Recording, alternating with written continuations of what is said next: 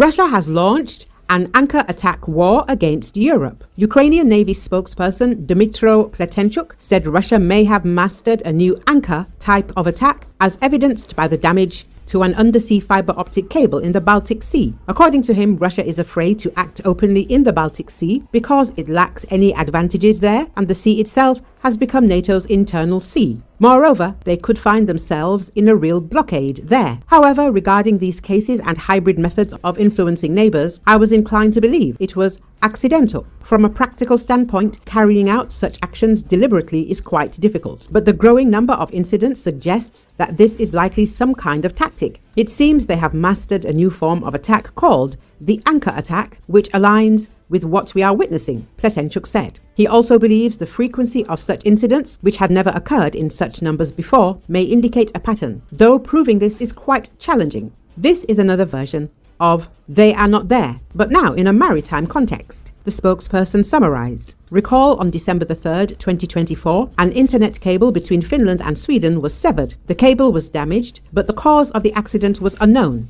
Later, Finland's national electricity grid operator, Fingrid, reported damage to the Estlink 2 submarine power cable connecting Finland and Estonia. On December the 26th, Finnish authorities detained the ship Eagle S, which was transporting Russian oil in the Baltic Sea. The vessel is suspected of damaging the undersea power cable connecting Finland and Estonia, as well as 4 internet lines. A few days later, Finnish police announced they had found traces stretching for dozens of kilometers along the Baltic Sea floor, where the tanker carrying Russian oil is suspected of damaging the power line and 4 telecommunications cables with its anchor. As of January the 6th, 2 submarine communication cables belonging to the Elisa company between Finland and Estonia, damaged on December the 25th, 2024, had been repaired. A day later, the Swedish Navy reported successfully recovering the anchor of the Eagle S tanker. Previously, on November the 18th, it was also reported that the Sea Lion 1 submarine cable, stretching 1,173 kilometers between Finland and Germany, had been severed in the Baltic Sea.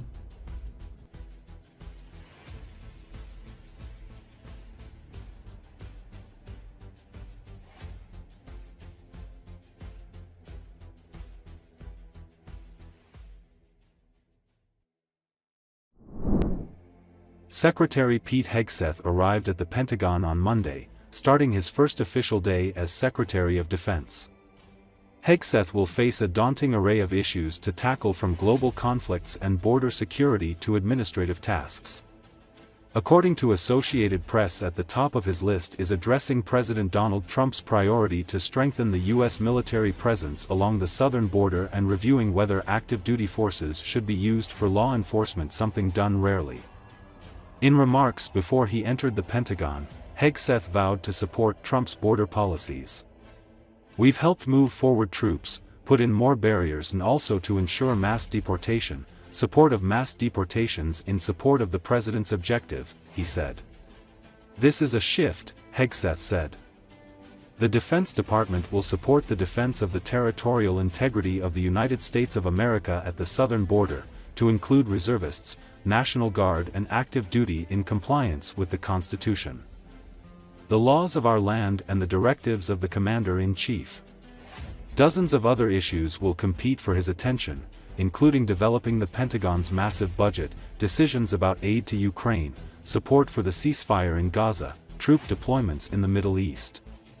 Not to mention Trump directives to rid the federal government of diversity programs and personnel, as well as moves to cut waste and remove any lingering Biden administration backers.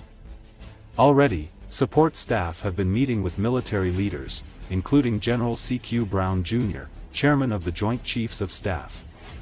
One of his first big decisions is whether he will recommend that active duty troops deployed to the border get involved in law enforcement, a move that military leaders in recent years have pushed to avoid.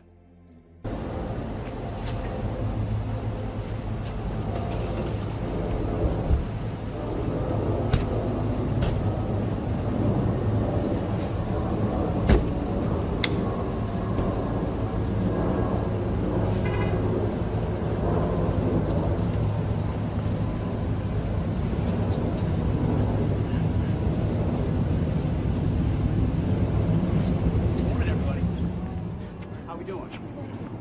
It's an honor to be here. It's an honor to serve on behalf of the president, serve on behalf of the country. It's an amazing job, beyond what anyone can fathom. But in talking to the chairman and so many other folks here, we're in capable hands. The warfighters are ready to go. If you see what the president said last week in his executive orders, he's hitting the ground running. He's made it very clear. There's an emergency at the southern border.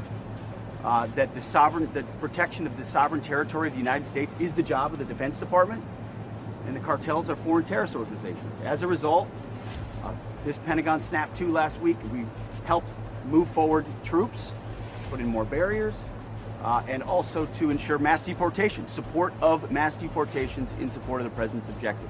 That is something the Defense Department absolutely will continue to do.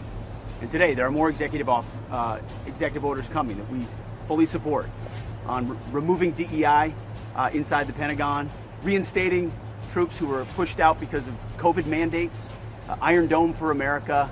This is happening quickly. And as the Secretary of Defense, it's an honor to salute smartly, as I did as a junior officer and now as the Secretary of Defense, to ensure these orders are complied with rapidly and quickly. Every moment that I'm here, I'm thinking about the guys and gals in Guam, in Germany, in Fort Benning and Fort Bragg, on missile defense sites and aircraft carriers. Our job is lethality and readiness and warfighting. We're going to hold people accountable, and I know the chairman agrees with that. The lawful orders of the President of the United States will be executed inside this Defense Department swiftly and without excuse. We will be no better friend to our allies and no stronger adversary to those who want to test us and try us. So, Mr. Chairman, thanks for welcoming me today. I look forward to serving the troops, the warriors of this department. It's the honor of a lifetime, and we're going to get to work. God bless you all. This right here is Jorge Oliveira. He was killed in Afghanistan. He was asked about what I wear on my wrist every single day. It was a troop I served with, a soldier I served with in Guantanamo Bay when I was a platoon leader. He was killed in Afghanistan, not in my unit, but when I was there. It's these guys that we do this for, those that have given the ultimate sacrifice. Sent to the border soon? Whatever is needed at the border will be provided, whether that is through state active duty, Title 32 or Title 10, because we are reorienting. This is a shift. This is not the way business has been done in the past. This is the Defense Department will support the defense of the territorial integrity of the United States of America at the southern border, to include reservists, National Guard, and active duty in compliance with the Constitution, the laws of our land, and the directives of the Commander-in-Chief. The possibility of Chiefs of Staff and other members of the Joint Chiefs of Staff. And with it right now. Look forward to working with them. Thank you. There'll be an executive order on that right now. Hey, we're gonna make sure there's accountability for what happened in Afghanistan and that we stand by our allies. Thank you.